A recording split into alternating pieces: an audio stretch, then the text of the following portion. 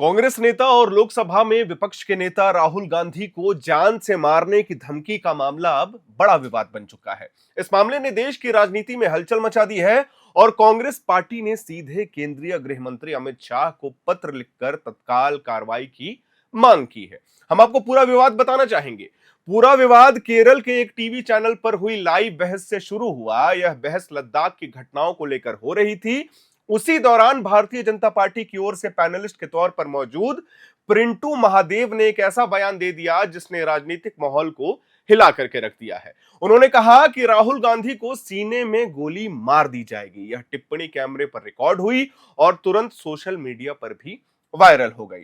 कांग्रेस का कहना है कि यह सिर्फ बहस का हिस्सा नहीं था, बल्कि विपक्ष के नेता को दी गई एक सीधी तौर पर धमकी थी। पार्टी ने बयान को बेहद गंभीर, संगठित और जानलेवा बताते हुए कहा कि इसे किसी भी हाल में नजरअंदाज नहीं किया जा सकता है।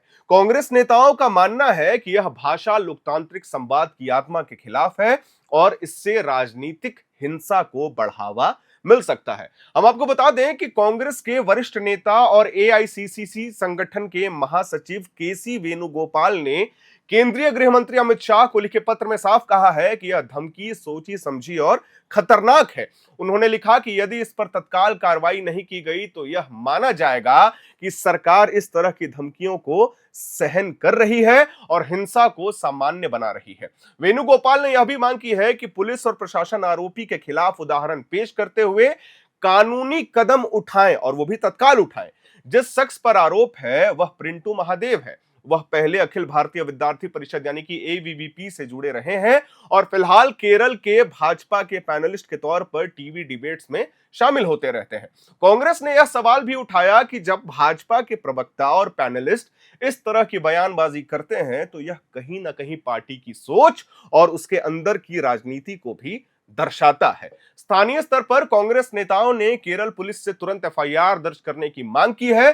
कांग्रेस का कहना है कि इस मामले को हल्के में लेने का मतलब है हिंसा को बढ़ावा देना। हालांकि अभी तक पुलिस की ओर से कोई बड़ा कदम सामने नहीं आया है। यही कारण है कि कांग्रेस ने सीधे गृह मंत्रालय का रुख अपनाया है और अमित शाह से तत्काल कुछ करने के लिए कहा है। यह मामला इसीलिए और भी संवेदनशील है क्योंकि राहुल गांधी का परिवार पहले ही राजनीतिक हिंसा का शिकार रह चुका है।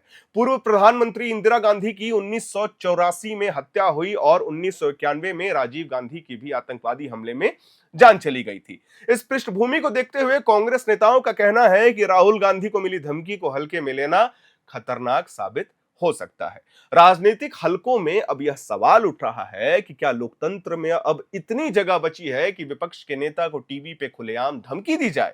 क्या बहस और विचारों के टकराव की जगह अब गोलियां और धमकियों की बात होनी चाहिए? और इस तरह की बयानबाजी ना सिर्फ राजनीति की भाषा को गिराती है बल्कि लोकतांत्रिक संस्थाओं की साख पर भी बड़ा सवाल खड़ा करती है। हम आपको बता दें कि सोशल मीडिया पर भी यह क्लिप वायरल होने के बाद भारी बहस का मुद्दा बन चुका है। राहुल गांधी के समर्थक और कांग्रेस कार्यकर्ता नाराजगी जता रहे हैं।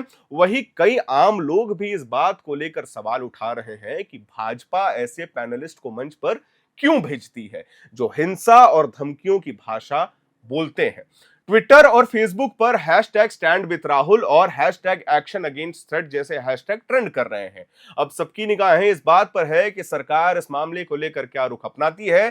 क्या केंद्रीय गृह मंत्रालय इस धमकी को गंभीरता से लेकर कार्रवाई करेगा? क्या पुलिस आरोपी के खिलाफ एफआईआर दर्ज करेगी या यह मामला सिर्फ राजनीतिक बयानबाजी और बहसों तक सीमित रह जाएगा? यह बात स्पष्ट है कि यह विवाद केवल राहुल गांधी की सुरक्षा तक सीमित नहीं है बल्कि यह भारत की राजनीति की मर्यादा और लोकतांत्रिक परंपराओं का भी सवाल है। राहुल गांधी को मिली धमकी लोकतंत्र में संवाद की गिरती हुई गुणवत्ता और हिंसा की बढ़ती हुई प्रवृत्ति का संकेत देती है। ऐसे में यह देखना होगा कि सरकार और प्रशासन इस मुद्दे को कितनी गंभीरता से लेते हैं। फिलहाल कांग्रेस लगातार दबाव बना रही है और चाहती है कि इस मामले में तुरंत उदारनीय कार्रवाई हो। दूसरी तरफ भाजपा और उसकी राज्य इकाई से अब तक कोई स्पष्ट सफाई सामने नहीं आई है। जैसे जैसे इस मामले का अपडेट्स आता जाएगा हम अपने चैनल के माध्यम से अपने दर्शकों को देते जाएंगे। मैं उम्मीद करता हूं कि आपको यह जानकारी पसंद आई होगी। कैमरे के पीछे मौजूद है मेरे सहयोगी अक्षत प्रकाश। वीडियो को लाइक करिएगा, शेयर करिएगा, हमारे चैनल को सब्सक्राइब करिएगा। मेरा नाम है हर्षित और आप देख रहे हैं एयर नाउ।